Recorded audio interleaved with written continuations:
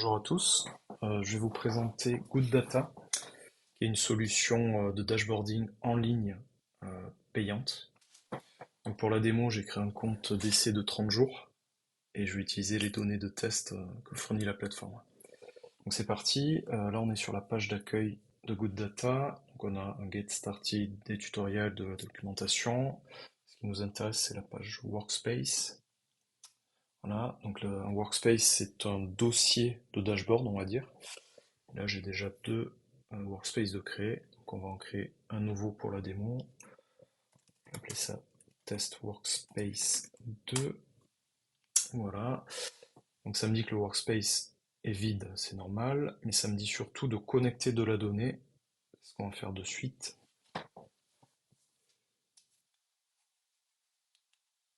Voilà, j'arrive sur la page data et je vais sélectionner tout ce qu'on me propose. Donc, c'est de la donnée de test. Alors globalement, c'est des clients, des marques, des produits et des commandes. Donc ça ira très bien pour la démo. Je sauvegarde et je vais sur la page dashboard. Je crée un nouveau dashboard que je vais appeler main par exemple et je crée un nouvel insight. Alors un insight, c'est ce que les autres plateformes appellent visualisation en général. Donc c'est de l'affichage de données. On va commencer par un tableau assez simple. On va afficher des product brands par exemple. Voilà, donc c'est nos fournisseurs, je pense. Et on va afficher une deuxième donnée qui sera Order Unit Cost, par exemple. Voilà. Et je peux classer par coût. Voilà. Donc je vais l'appeler Order Unit Cost par brand, on va dire. Je sauvegarde et je retrouve mon insight sur mon dashboard. Je peux le redimensionner.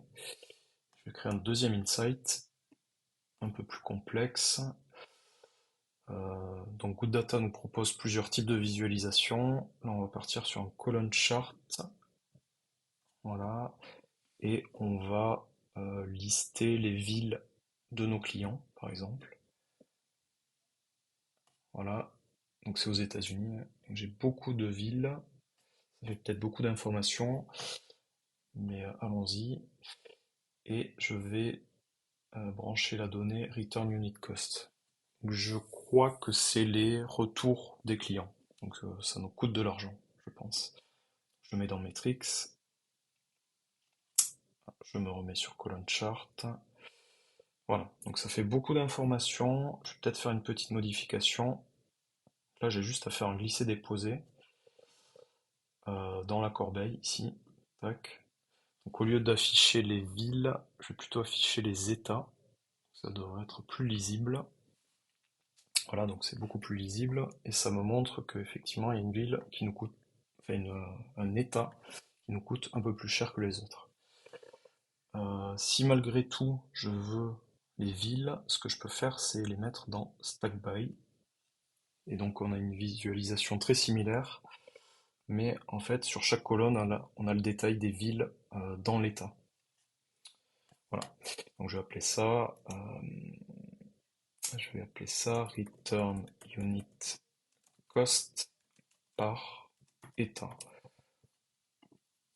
Je sauvegarde et je reviens sur le dashboard. Là, on voit que la visualisation est un peu différente. C'est parce que par défaut, on a un filtre qui est rajouté. J'ai juste à le décocher. Voilà. Euh, donc ces deux insights sont dans une section qu'on va appeler Preview par exemple. Et je vais rajouter un troisième et dernier insight de type carte. Donc GeoChart, mais c'est une carte. Et ça me dit que je dois ajouter une donnée de type cartographique. Et là, je vois pas de données carto dans ma liste. Ce qui est bizarre puisque j'ai city, country, state, ça pourrait être carto. Donc on va aller voir ce qui se passe dans les données. Alors, je sauvegarde mon dashboard avant de partir. Et je vais dans données. Je passe en mode édition. Je regarde mon customer. Et je vois qu'effectivement j'ai une latitude et une longitude sur la ville de l'utilisateur, enfin du client, mais que c'est de type label. En fait, je peux le passer en latitude et longitude, et là normalement ça sera des données géo. Je sauvegarde ici et ici, et je reviens sur mon dashboard.